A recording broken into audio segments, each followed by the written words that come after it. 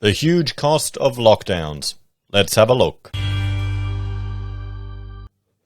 Hello everyone, Florian.heise here and welcome to another episode of HeiseSays. Grab your stein of coffee. We're going to have a look at an article highlighting the huge cost of, well, the latest lockdown. There were warnings that this Sydney lockdown could cost or New South Wales lockdown now could cost 300,000 jobs. These lockdowns are not without their cost, everyone. It's being manifested in increasing government debt. $1.29 trillion, everyone. Nothing's free. Don't kid yourself. Do not kid yourself. So let's have a look at this. Jobs down by 176,000 in July, as all 5 mainland states lock down, new data shows. New figures show the brutal cost of all 5 mainland Australian states experiencing lockdowns last month. Australian jobs dropped by 176,000 in July, as all 5 mainland states experienced lockdowns, new data revealed. A total of 13.2 million Aussies were employed last month, down 176,000 on June, according to the Roy Morgan Employment Series data. There were 8.7 million workers employed full-time, a drop of 61,000 from June. There were also a fall in part-time employment, down 115,000 to 4.4 million. Unemployment also rose 0.3 percentage points to 9.7 in July as more people looked for full-time work. The underemployment rate, in which people are working part-time but looking for more work, was also higher, up 0.6 percentage points to 9.1%. Roy Morgan, CEO, Michelle Levin, said the July estimates meant 2.76 million Aussies, or 18.8% of the workforce, were either unemployed or underemployed in July, the highest monthly figures since February 2021. Now, here we're looking at the Roy Morgan data, which is good that they're bringing it to the attention of the public. Now, Roy Morgan, as we can see in this chart, their data is different to the Australian Bureau of Statistics. ABS has unemployment at 4.9. Roy Morgan has unemployment at 12.8. Or this is underemployment and unemployment. They've got unemployment at 9.7. Generally, the rule of thumb is you take the unemployment rate and you double it. Now, there are different methodologies that Roy Morgan uses to the Australian Bureau of Statistics in measuring the unemployment rate, but you want to make sure they're generally trending in the same direction to kind of get a feel. I suspect the Roy Morgan methodology is more accurate. But, you'll hear people will be talking about the 1 hour a week, because that's it. If you work 1 hour within the survey period, then you're considered employed. And it sounds like a joke, but there are only about 11,000 people in all of Australia that can pull that off. So we've got to raise a stein to them that they've managed to get, the 1 hour work week or work fortnight. So the increases in both unemployment and underemployment in July are not surprising when one considers the number of lockdowns around Australia over the last few months, she said.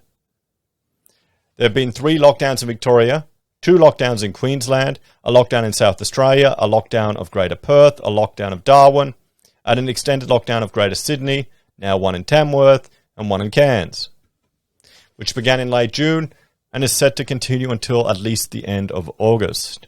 I mean, this is it. This is the government's approach now to dealing with this. Lockdown. Ms. Levine said the multiple lockdowns were especially detrimental to travel and tourism industries and the retail and hospitality sectors.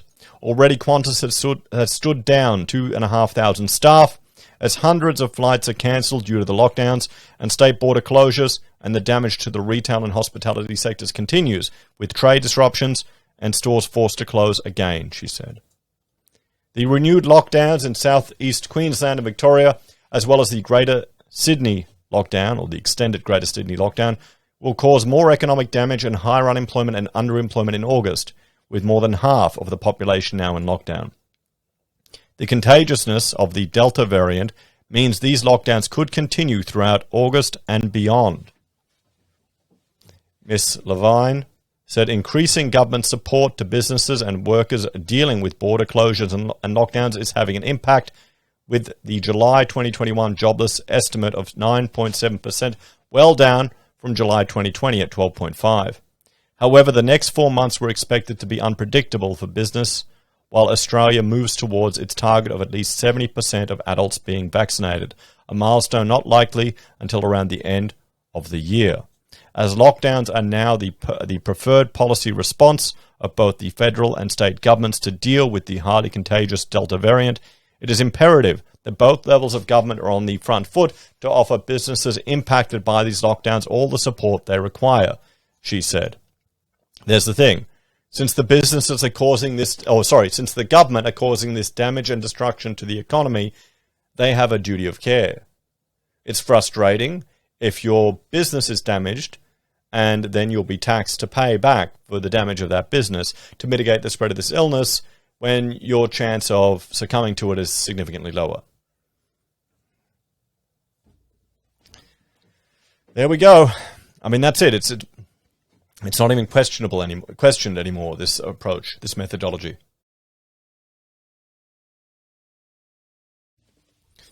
Here's the thing. Will Australia reach a point where we're willing to accept some people dying on a regular basis with COVID in order to ensure the economy can continue to exist?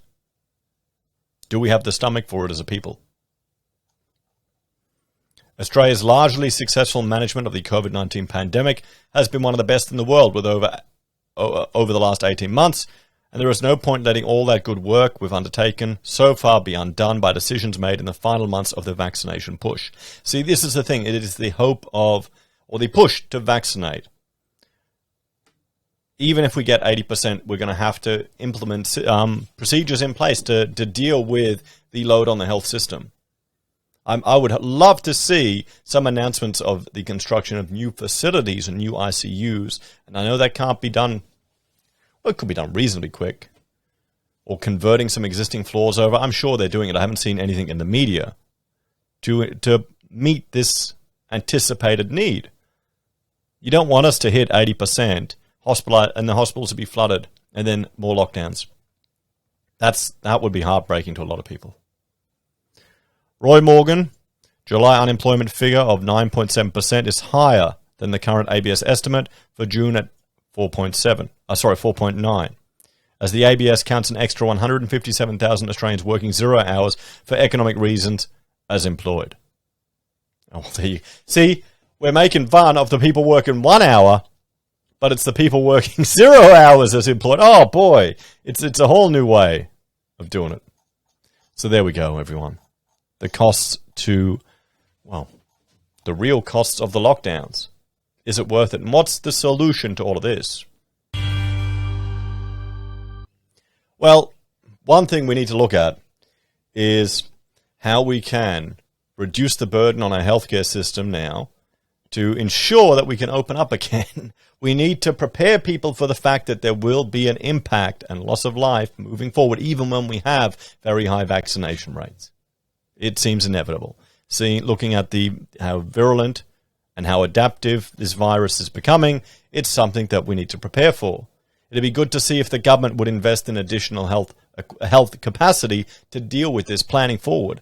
Where are the announcements coming now? Why aren't we hearing them now? It should be done in conjunction with the vaccine push, so that once we hit that 80% vaccination rates, our ICUs aren't swamped with people. Can you see that happening? Because we need to open up the economy. We can't keep going down this path. The lockdown strategy, it's been accepted now. Everyone's going to do it. They're going to just keep doing it again and again and again and again. There's not even any discussion or criticism of it. If we reach the high vaccination rates, if they are able to open the economy and then measure and manage the risk to those most vulnerable, wouldn't that be interesting? We'll have to see. Hopefully that can be the path out of this, because frankly, this whole thing seems like one big cock up after another. Anyway, guys, let me know your thoughts and opinions on this one in the comments down below. If you're a fan of the channel and enjoy the content I create here, there are a few ways you can support us. You can join us on YouTube or Patreon. Sign up for SelfWealth or Stake. Use our affiliate links at Amazon, eBay, Independent Reserve, or AussieBroadband. Buy our merch from HeiseSays. Use Gold Pass from the Perth Mint or support us via PayPal. Take care, and I'll see you all next time. Bye for now.